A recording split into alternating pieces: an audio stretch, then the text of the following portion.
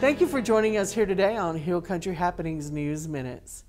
Union County received a total of $17,010 for the 2019 grant cycle for the Mississippi Hills Heritage Area Alliance. New Albany Main Street was awarded $3,200 for their collaborative event with Ripley Main Street, A Tale of Two Faulkners. Billie Jean Stroud, New Albany Main Street Director, and Elizabeth Beham, Ripley Main Street Director, have developed activities that will showcase New Albany native William Cuthbert Faulkner and the Ripley resident uncle, Colonel William Faulkner, over the 2019 Tallahatchie Riverfest weekend. Walking tours, storytelling workshops, and competition are just a few.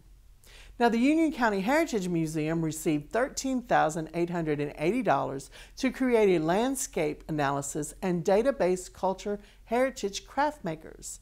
Jill Smith, the museum's director, is committed to identifying individuals who could demonstrate at heritage events and teach their craft to others to preserve, sustain, and share their skills. For more information about any upcoming events on Main Street, please contact Billie Jean Stroud at 534-3438, and for the museum, contact Jill Smith at 538-0014. Now, kindergarten registration is scheduled for April the 3rd through the 5th at New Albany Elementary School, which is located at 874 Sam T. Barkley Drive. The registration will be held from 8 a.m. to 3:30 p.m. each day. Students enrolling in kindergarten must be 5 years old on or before September the 1st, and please bring the following: birth certificates, Social Security card, and the immunization record, Form 121. Now, the record should be marked as complete for school. On this week, Ed's rain gauge, we had 35/100ths of an inch of rain in the Liberty area as of 8 a.m. Saturday morning. And weather for this week: Monday is patchy frost, then sunny with a high of 58, low of 38. Tuesday, mostly sunny, clear, high of 65, low of 42. Wednesday with a high near 70, partly cloudy, and a low of 50. Thursday is a 30% chance of rain with showers and thunderstorms, and the high of 68 and the low of 54. And on Friday, there's a chance of rain with a high of 73. Now, the New Albany Home and Garden Show will be April the 6th from 9 a.m. to 5 p.m. in historic downtown New Albany. The Master Gardeners are in charge, and they are part of the Union County Extension Office, where they help others with gardening needs. Now, this is a fun time for Master Gardeners, those with green thumbs, and those of us with not so green thumbs to gather together and share knowledge and get tips from others. Plants are great. You can eat them, you can eat the fruit from them, the vegetables from them, and enjoy the flowers they produce by the plants. Now, there'll be street vendors selling their goods and music in the Pocket Park across from the police station with Mike Carter, Carly, and Paul Tate. And the New Albany Ballet will perform at the Magnolia Civic Center. Also, during the Home and Garden Show, starting at 10 a.m., there will be an Easter egg hunt on the courthouse lawn. Now, everybody from walkers to 10 years old can be involved in this. We hope you'll come and join that part of it too. Now, there are 3 speakers this year. Jason Reeves will talk about turning trash to treasure and hydrangeas. Tracy Kramer will be talking about roses and using them to enhance your landscape. And then at 3 p.m., Felder Rushing will be leading a discussion with the title, Woohoo in the Garden, Getting the Most Out of Your Efforts with Less Effort. Now, the Master Gardeners hope you will come and take advantage of all the information that will be offered. At the New Albany School Systems, Lainey Witt and Lexi Fitzgerald, 4th grade students in Teresa Oler's language arts class, read Who Was Jim Henson as part of the Learning History Through Literature program. Students are reading this book and making connections to famous Mississippians. The books were purchased through a school grant made possible by the Dean Province Endowment for an Excellence in Education. And looking for a place to visit locally? Let's go up the road a little bit to Holly Springs. There are lots of things to do in Holly Springs. You can visit the old buildings, their shopping, and just the history of this area is rich. And coming up on April the 4th through the 6th, they're having their 81st annual Tour of Historic Homes. Now, the headquarters will be located at the First Baptist Church Activity Center at 190 East College Avenue.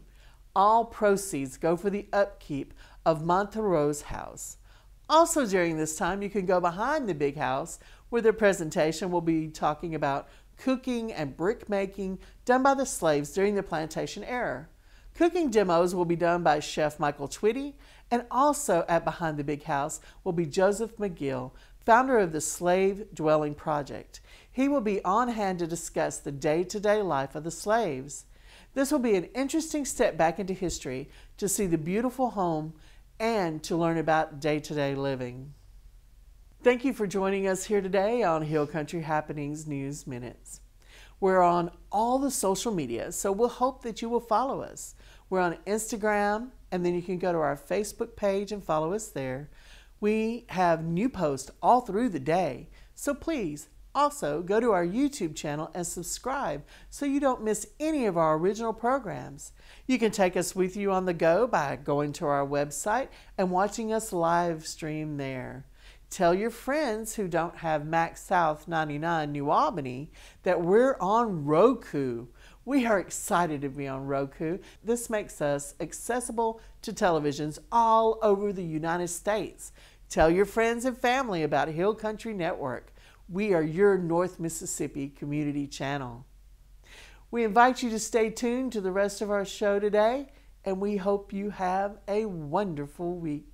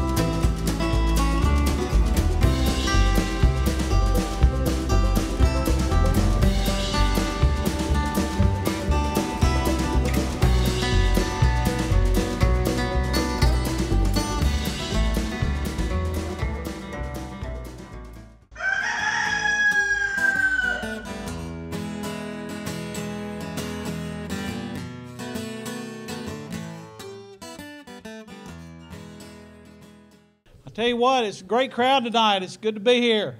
Again, my name's John Caldwell. I'm running for Transportation Commissioner for the Northern District. My campaign can be summed up in really 4 words: better roads, better jobs.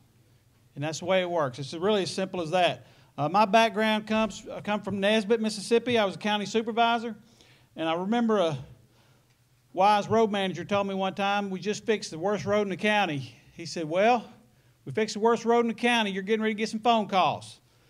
And it won't be thank you. It's going to be somebody else that lives on the new worst road in the county. And it was pretty eye-opening, but that's something to keep in mind. It's a moving target, and we can't let our guard down. So I think the experience of doing that makes a difference. I've done that with an old Democrat supervisor. I know we're proud Republicans. I'm actually the first Republican ever elected in DeSoto County. When they said I got in the race, and some of y'all know Ellen Jernigan, and she was one of those that she helped me and knocked on doors. She said, it's just a shame you can't win. And I said, why can't I win? They said, well, no Republicans get elected in DeSoto County. And I said, well, I didn't know any different. I said, I'm just a Republican, and I started to run for office, and so that's the only thing I thought about doing. And so anyway, we won anyway. Since that time, I guess I can take credit for turning DeSoto County around, because they said, heck, if John can get elected as a Republican, anybody can get elected. So they started electing Republicans after that, and it's been good. So, but this old Democrat one time, we were looking at an engineer, and he was telling us about a road that we were having flooding problems, and the supervisor had him come in, and the engineer came in, and surely not a Mississippi State engineer, probably from Georgia or something like that, but he came in and he said, Well, see, I'm a certified, bona fide engineer, you know, college degree, and he laid it all out, and he showed the map, and he showed the mathematical calculations. He said, so see, I engineered this right, you know, and this is all, you know, he tried to explain it to him, and that old supervisor's kind of crusty, old Jake. He kind of did his best Columbo imitation. He kind of scratched his head, and he said, well, I'm not an engineer, and I'm not very smart, but if I'm standing on a road hip deep in water, we have a drainage problem. And that's kind of what I think we need to do, is sometimes get back off from the paper sometime and look at a little common sense solution. There's so many times that, you know, just a little further down the road, somebody has a better solution. We just have to listen. So I'm going to hopefully get in there and win this race. There's 5 of us in the race. I can tell you right now, I'm not the nicest one in the race. Jeremy, got that. If y'all know Jeremy, he's just nicer than everybody. He's nicer than me. I'm not the youngest. I'm not the oldest. I'm not even the smartest. But hopefully I got enough of it all that we can put it together and we can be a good transportation commissioner for you. So thank you very much. I'm running for transportation commissioner here in the Northern District. And everywhere I go, I get the same question. Why do you want to be transportation commissioner? And it's very simple, very, very simple. The economic impact that this can have on our state. Me and my wife, when we got married, we graduated college. We were very lucky to find jobs in our state, and we wanted to find jobs. We wanted to stay in our state. We wanted to make a difference. But we had a lot of friends that had to leave our state to go find work. We had a lot of friends that couldn't find the good paying jobs that they wanted to find right here and stay home. And I was lucky enough to have my wife to support me in the first business that I created. And I was fortunate enough that was successful. And I was fortunate enough that I could create more businesses right here in Mississippi. And we could help hire Mississippians. I think if we have a real infrastructure plan in place, that will help grow our economy. That will help us retain our talent here in Mississippi. I believe if we have a real infrastructure in place that will allow Mississippi industry to come into our state. It will allow Mississippi developers to recruit into our state. I believe if we make small town America and small town Mississippi more accessible, it will boost local economies right here, just like New Albany. You have a great main street. If we make this more accessible across the entire Northern District, we can grow, and small business owners can hire more people. I want the Northern District to be forward-thinking, not reactive to immediate needs. I want to have a plan of success for growth, for sustainable growth. I want to open the state open for business, and I want to hire Mississippians to do it. At the end of the day, all candidates, we all want the same thing. We want a better Mississippi. I don't care if you're running for transportation commissioner, supervisor, state legislator, or governor. We want to do better for Mississippi, and that's better today than we were yesterday. Better yesterday than we are today.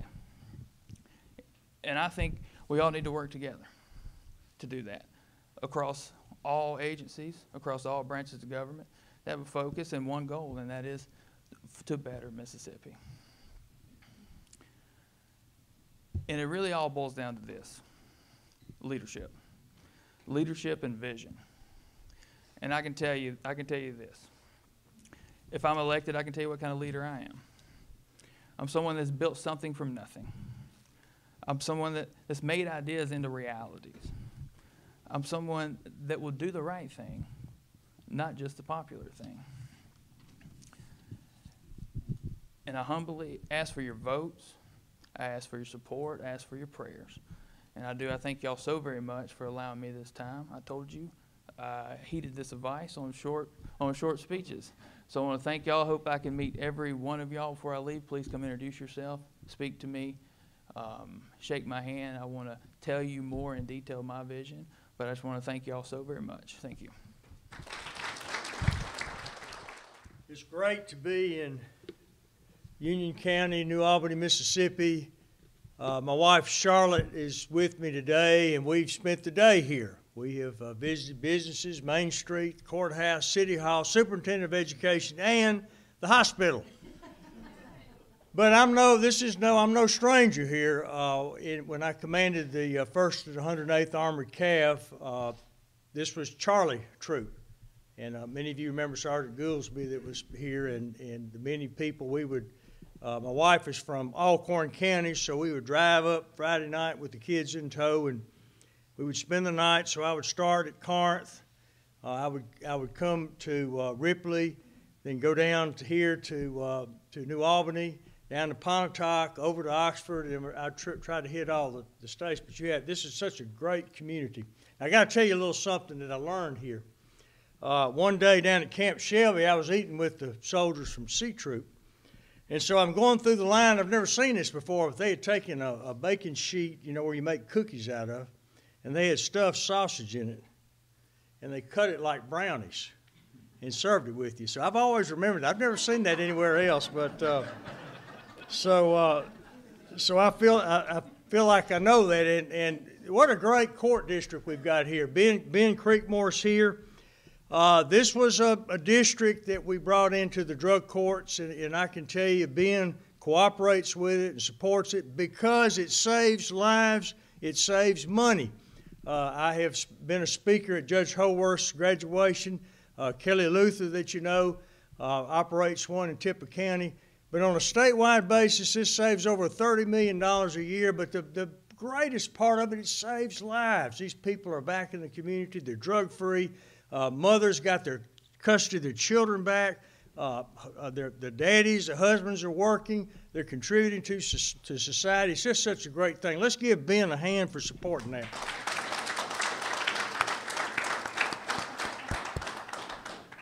Who knows Jacqueline Mask here? Judge Mask? Yeah, absolutely. She's one of my heroes. She is given leadership to the greatest access to justice effort in the state, right in the 1st Chancery Court District. And she has helped people that would otherwise not have access to the courthouse. The courthouse has to be open to everyone, or we don't have a free country. And so if you see her, tell her thank you, because that's additional duties that she's done. The reason I'm in the governor's race is that, folks, we've got some issues we got to deal with, and you've heard some transportation commissioners up here talking about it. It's real. We have a clear and present danger right now that if immediate action isn't taken, that we're going to be in big, big trouble. I'm talking about the next 2 or 3 years. Now, the last highway program was in 1987. It passed by one vote over Governor Lane's veto. But aren't we all glad that we have it? If you've enjoyed Highway 45, Highway 6, all the good highways, but there was no money for maintenance provided, and we have reached the end of that life. It affects everybody. School bus routes, if you've got timber you need to harvest, industry. There is no greater incentive for industry to locate than infrastructure, than roads and bridges. That's the first box they check. But we have to have it, and we've got to do more than what was done in the special session last year.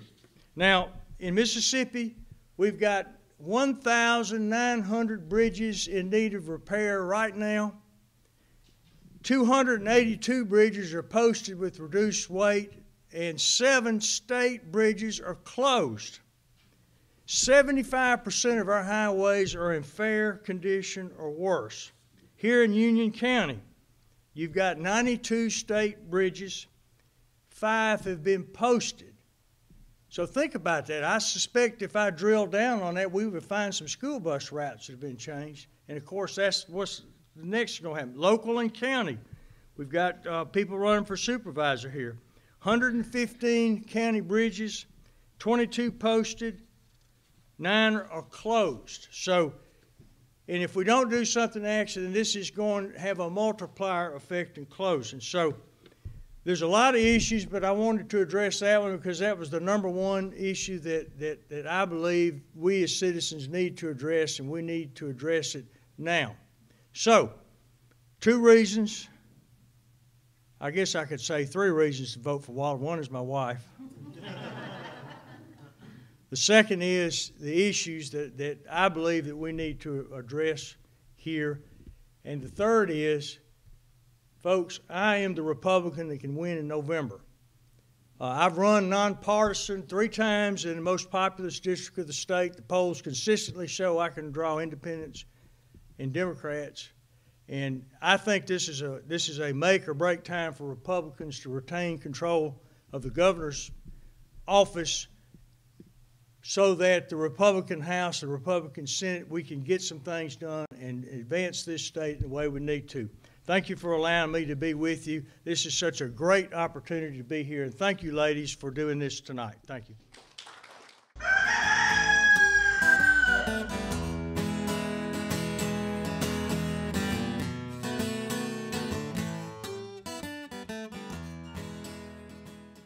Come on in. Ooh, look at that. Oh, yeah. Here's you a flyer if you'd like to. I am Union County Master Gardener Sandy Schattinger, and I'm here this morning with Hill Country Network. We are at the Lee County Master Garden Greenhouse on a work day prior to their plant sale. The greenhouse is located at 5338 Cliff Gookin Boulevard in Tupelo, Mississippi. Let's see, April 13th is the big day. It's a Saturday, so that's going to be a great day to get out and be here bright and early because we usually have a big line outside of our fence. The plant sale starts at 8 a.m., but like I said, we usually have a big line. So 8 a.m. until noon will be Saturday, April 13th. That's the plant sale day. Anything that we don't sell that day, then we will have an after sale that is the next Monday and Tuesday, April 15th and 16th, and that's from 9 a.m. to 2 p.m. So there'll be some price reductions on the Tuesday, you can come all 3 days to shop. You don't have to come just one. This is our one and only fundraiser for the entire year, and this funds all of our volunteer service projects. So you can go to our website and visit leecountymastergardeners.com, and there's a synopsis of all of our volunteer projects. So not only are you going to be buying some things that are going to beautify your yard at home, but you're also going to be supporting our volunteer service projects that help beautify and educate Lee County.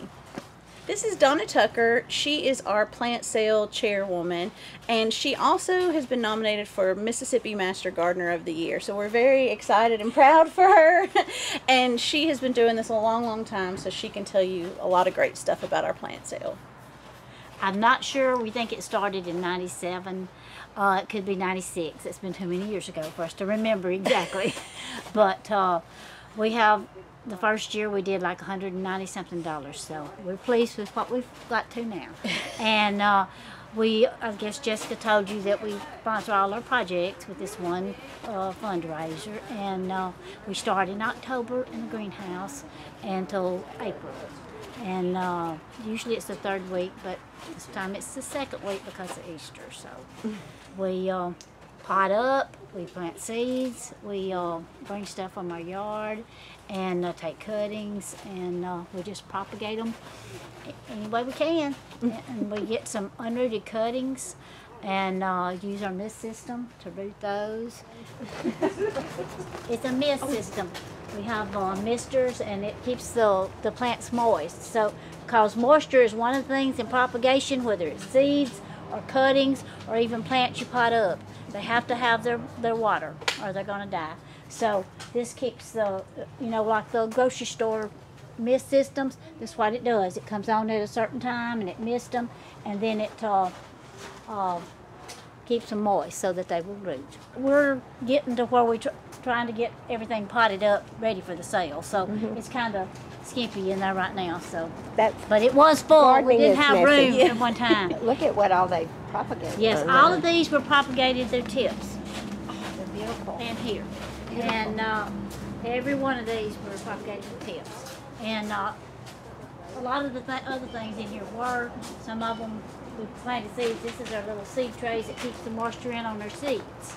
And we're trying to wind down getting all of them potted up too. So A lot of things we're beginning to move outside because it's getting warm enough. They're coming up outside on their own, and we're trying to move them outside. And yeah, I love that color. so these right here we did the pit. Some hanging baskets of fuchsias over there, but these are just the little individual pots.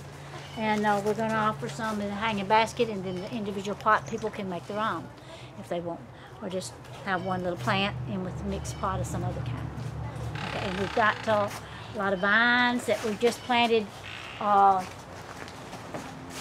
3 weeks ago, I guess, on these. On our vines, moonflower, ice and bean, morning glories. We have a few others that are still small. We hadn't potted up yet. Black-eyed Susans and mandelbatas and a few little pea vines. But that's sweet potato vines. We have some angel trumpets. Those are a few pink and peach, but we've got a bunch of yellow under the bottom down there. And Mexican petunia. If anybody's grown that, it's beautiful, purple bloom in the summer. We're going to do some fairy gardens and mixed pots and have them for sale too. Don't have these, but that's, I'm working on that one. I hadn't got it done yet. I'm just still, I play with it and I come back and I redo until I get happy with it, and I'm not happy. I love that rabbit foot fern. Yeah. Oh yeah. It's it looks alive. It's alive, but it looks like it could move and tap you on the shoulder. Jump out of the pot. Thank you so much. Thank you. Thank you. And this is Sandy Schattinger with Hill Country Network.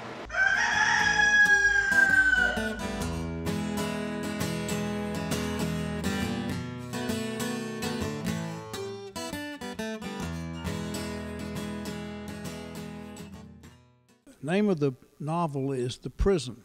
The Prison is about a Methodist preacher who is wrongly convicted and imprisoned, and his grandfather, who is 79 years young, becomes an amateur sleuth on the outside, while the grandson tries to solve things on the inside of the prison.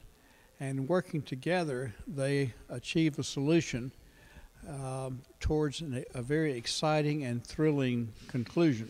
Well, this is a sequel to my first published novel, Land Where My Fathers Died, and the key character was 24 years young at that time. Now he's 79 years young. I also would like to add that whenever I write either a short story or a novel, I put the last sentence down first.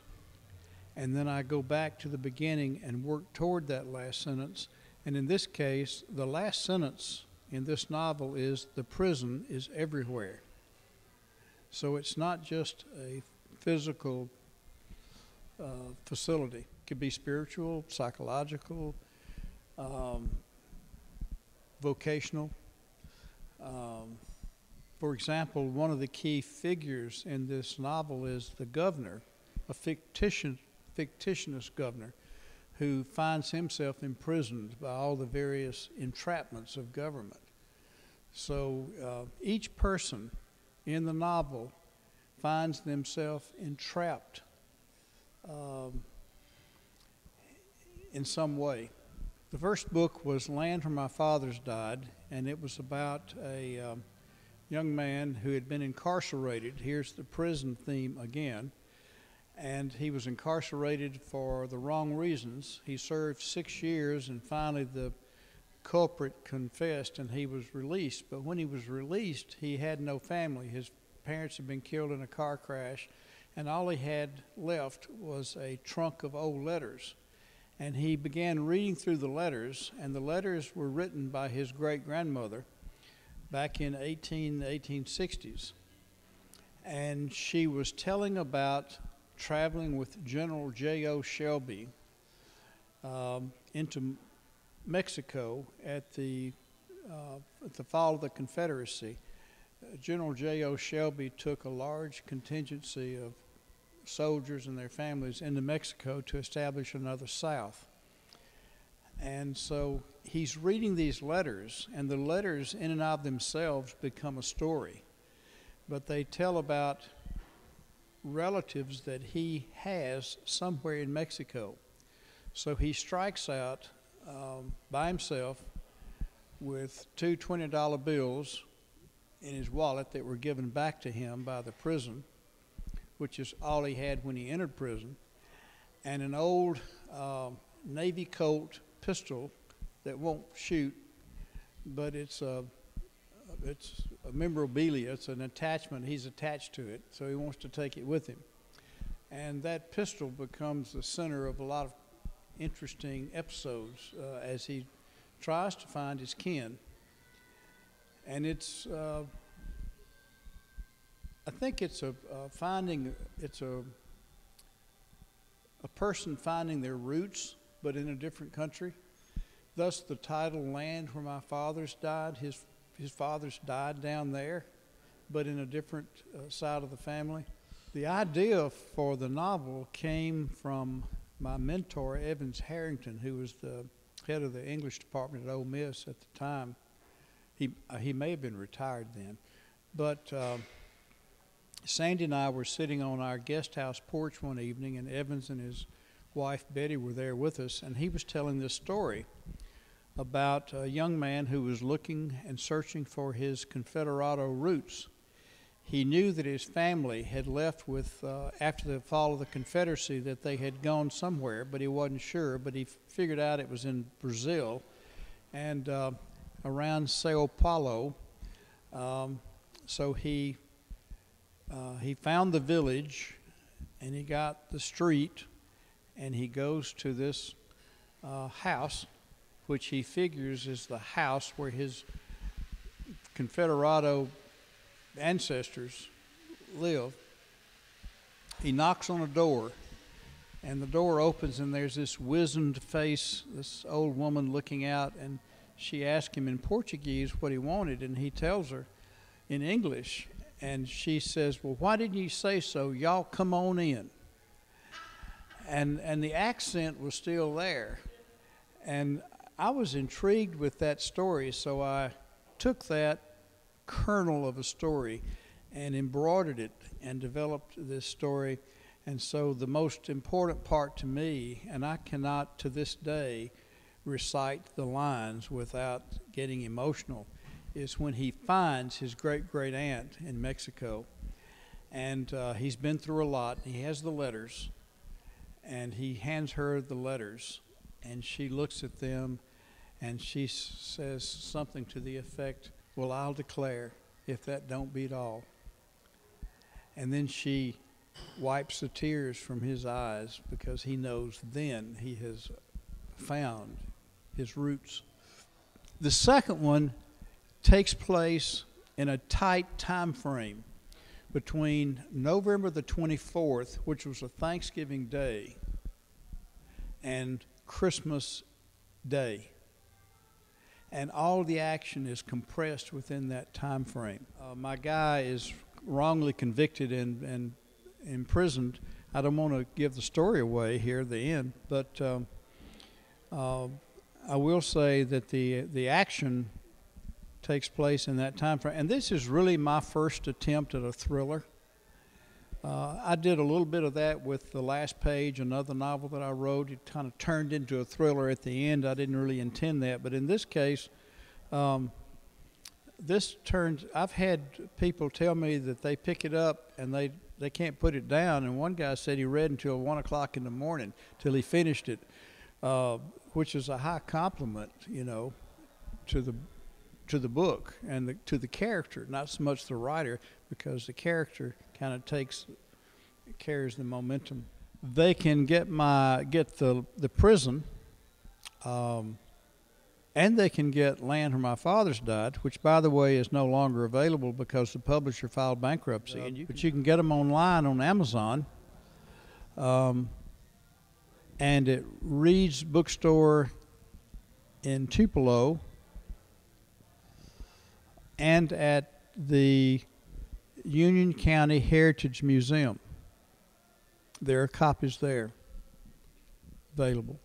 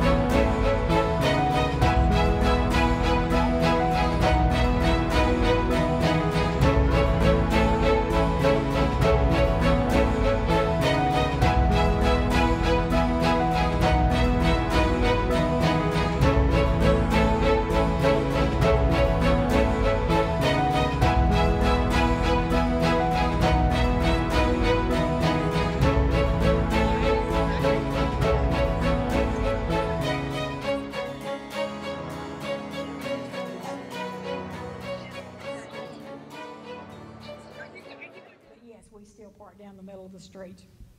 I went to work for my dad at the age of 24 in his office. And I remember one time I was sitting there with him, and he was finishing up some things, and he was writing some checks and paying some bills. And he wrote a check to the Girl Scouts and one to the Boy Scouts and some other organizations. I said, "What are you doing? You don't have kids in those groups."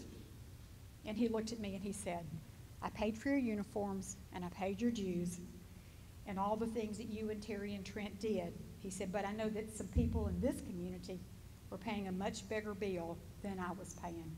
And he said, "So today I hope that I'm helping pay that bill for some other kids that are coming in behind you."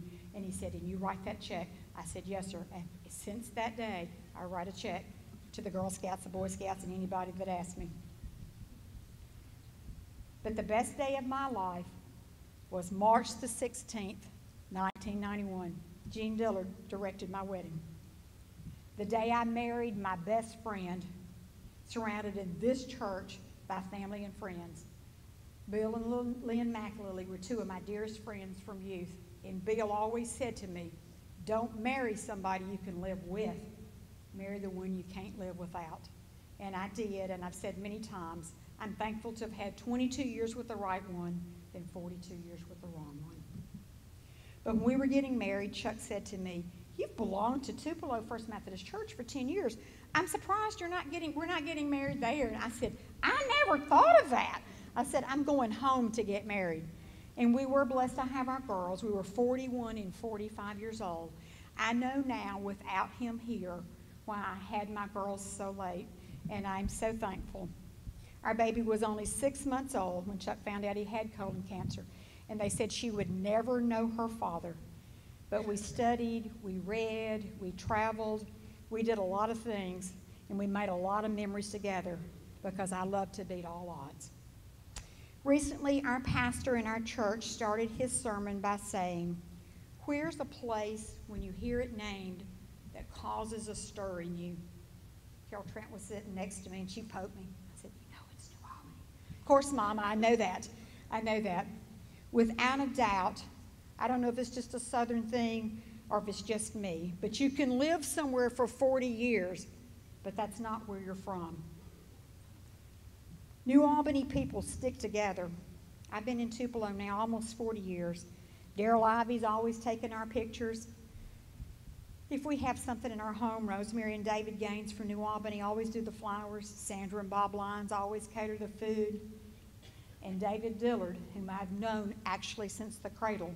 We were at Ole Miss one night, and Kel Trent was having a little 7-year-old birthday party and sitting up in the tad pad, and I texted David Dillard, "If you happen to be here, and if you happen to be looking in Section H on row 34, there happen to be 7 little girls that would love to wave at you." And David Dillard, of course, put the camera on them. It helps to have New Albany friends. In February, I was at a meeting at the Alumni House in Oxford, and we were meeting around, it was executive committee, meeting around this big table, and this nice lady came in. There was a table beside me. She said, "Are you saving that seat?" I said, "I'm saving it for you." I didn't know her, and I said, "Where do you live?" And she said, "I live in Huntsville." I said, "Oh, that's great." She said, "And where are you from?" I smiled. And she said, "What's funny?" I said, "Well, I've lived in Tupelo almost 40 years, but I'm from New Albany." And she looked at me and she said, "And I'm really from Laurel." And we both laughed and we knew what we meant. Now, our family's been blessed, like many of you, to make a lot of nice trips with companies and just our family together. And any time we were going somewhere, my dad always said, "Let's just all gather in New Albany." I said, "Dad, you're coming right through Tupelo. You can just pick me up." He said, "It's just better if we all gather in the center of the world." I came to New Albany. I've always thought that New Albany was a special place. Most people probably feel that way about their hometown. As each day passes and I get older, I know that I'm very blessed to have been raised here. New Albany has always been very proactive in their schools, and you're reaping that reward today. We have an excellent school system here, and I know that good schools are the backbone of any community. The church community in this county is second to none, and the business opportunities are as well. Yes, it truly is God's country. You asked me what the impact that Union County and New Albany have had on my life. You, many of you, taught me to be compassionate, to write notes, to be kind, and to always give back to others. I have a little saying that's been laying on my desk about 32 years, and it says, first I have to preface it by saying, do you ever wonder when you go to bed tonight or when you wake up in the morning, do you ever wonder, why was I born in America? Why was I born in Mississippi? Why was I raised in New Albany? You know, I've told many, many friends since Chuck left this earth. After he died, I listed and listed and listed and listed the things in my life, big and small, that I'm thankful for. And there's only one thing on the other side of the page. But I do know and live to that I will be with him again. But the saying on my desk says, I am to live faithfully, a life as a good steward of this life that is entrusted to me by God. I'm so humbled to be with you tonight, and I thank you so much for having me. I love you all dearly. Tonight, the Pilot Club of New Albany will receive the 4th grant from Unite. That grant will buy 2 bracelets for Project Lifesaver. Does that mean anything to you? Not really. May I tell you what it means? I'm going to go back about 20 years. Now, I asked Lynn West tonight if my dates were right, and he didn't remember this, but I remember very vividly about 20 years ago, an elderly man who was suffering from Alzheimer's went missing on the Tipa Union County line. The search team looked for him over 5 or 6 days, and they never found him during that time. But once that somehow, some way, someone did find him on the Tipa Union County line, but he was deceased. That made an impact on my life, that someone could go missing and not find them until 5 or 6 days later. 2 months later, I went to Nashville for a Pilot Club convention, and at that convention, I was introduced to a young man named Gene Saunders, who was the director and founder of Project Lifesaver. And this is what Project Lifesaver is: a public safety program designed to protect and locate missing persons due to wandering. So I bought into the program immediately, brought material back to the Pilot Club of New Albany, and they bought in it too. Now, we just finished buying defibrillators for every fire department in the county, so we were without money. Do you remember those luncheons we used to have? Well, we saved our money, and the next step was to go to Tommy Wilhite and talk to him about the program, because Mr. Saunders suggested that we talk to the Sheriff's Department. So I talked with Tommy, and the first thing he said, you know, if we'd had that program in place, we could have found that man sooner. So that made an impact on his life also. And he said, we not only lost a life, but it cost us over $100,000 to have the search team to go out and look for him. But the main thing was that we lost a life. He bought into the program, but we had to have about $12,000 to initiate it. So let me tell you what it really means, and then I'll tell you what Tommy did. Project Lifesaver was established in April of 1999. Project Lifesaver's mission is to use state-of-the-art technology in assisting those who care for victims of Alzheimer's, dementia, autism, Down syndrome, and any other cognitive condition that cause wandering. There are no boundaries, no one is immune.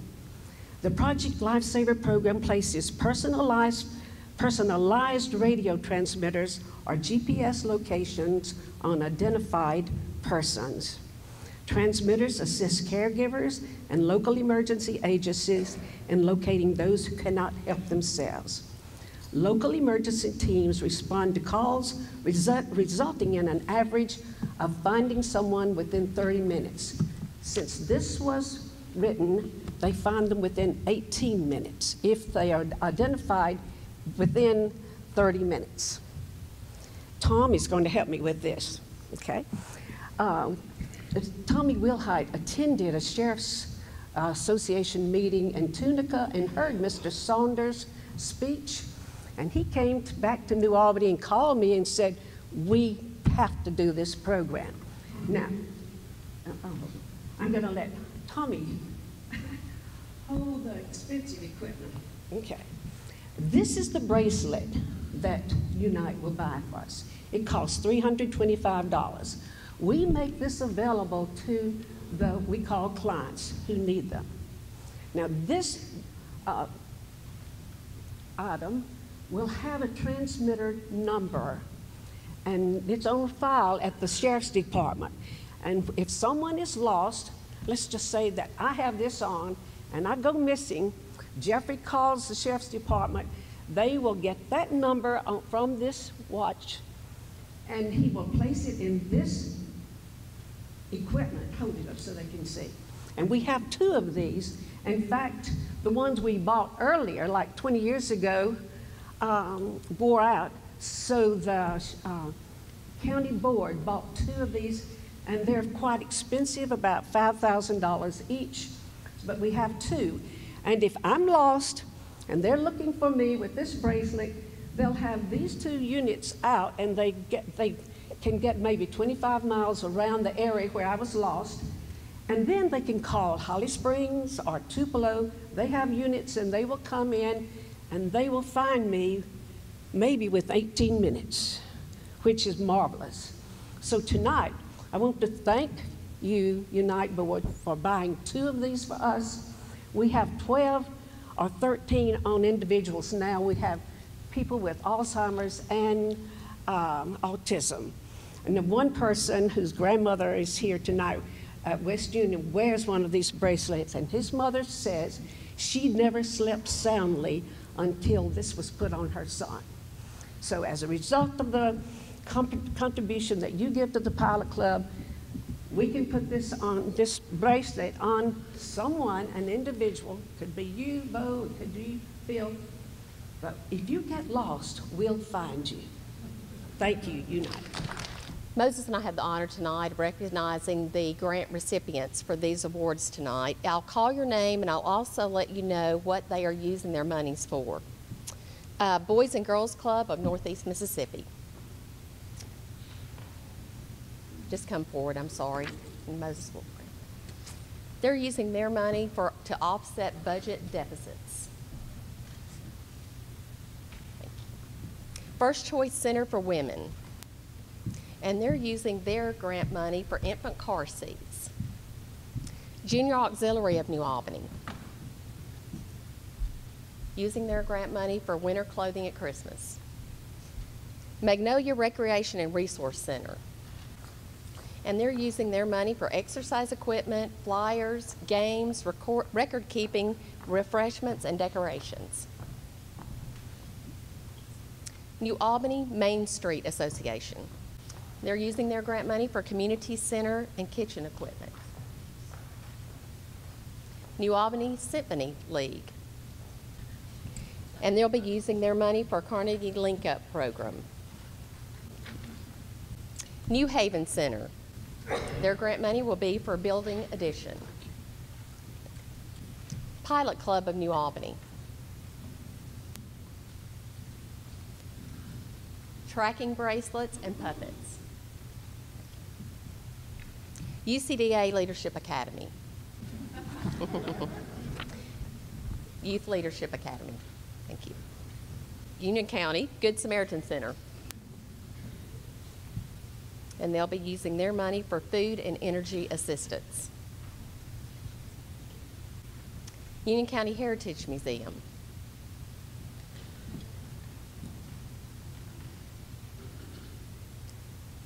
They'll be using their grant money for community partner, podium with sound, and activity kits. Thanks, Jim. Union County Library System.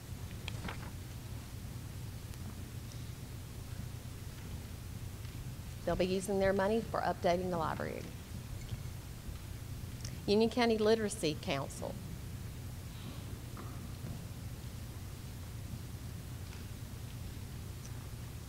Reading and math materials. And the Union County Master Gardeners Association.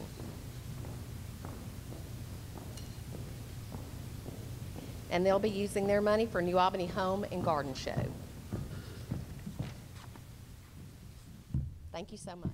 I want to thank all of you for coming tonight, because when you support Unite, you really do support your county, not only today but for many years to come. We all know that volunteers are the heartbeat of a community.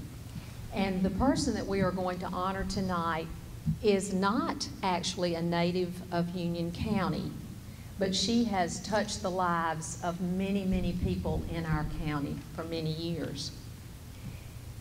We live in a great country, and we hate to have to admit it, but food insecurity is a real problem in our country and certainly in the state of Mississippi. In America, 1 in 6 children may not know where they will get their next meal. And nearly 5 million senior citizens currently face hunger in our country. Fortunately, about 30 years ago in New Albany, some of our local ministers and some other concerned citizens in our town got together and decided we needed to do something about hunger. And so the Union County Good Samaritan Center Food Pantry was formed in 1987. And it really has served the needs of so many people who really need help. And often it's not circumstances that they can help. But thank heaven for the Union County Good Samaritan Center. The lady who we want to honor tonight has been a long-time volunteer. She has served at the Good Samaritan Center, working with the clients there for 15 years, which is half the life of the center. And so without any further ado, tonight I would like to present our 2019 Volunteer of the Year Award to Karen Korpstein.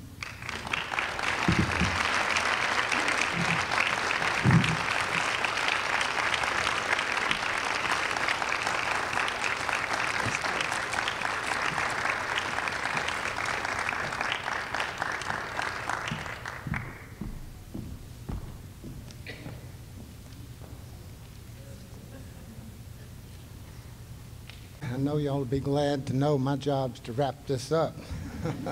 But thank you, Trennis. What a great presentation there. Ms. Korpstein, congratulations to you. And thanks to everybody coming out tonight. You see the program and you see the board members and all. One name you don't see on there that's really responsible for this, Colette Cross. Where's Colette? There she is, but she just put all this together.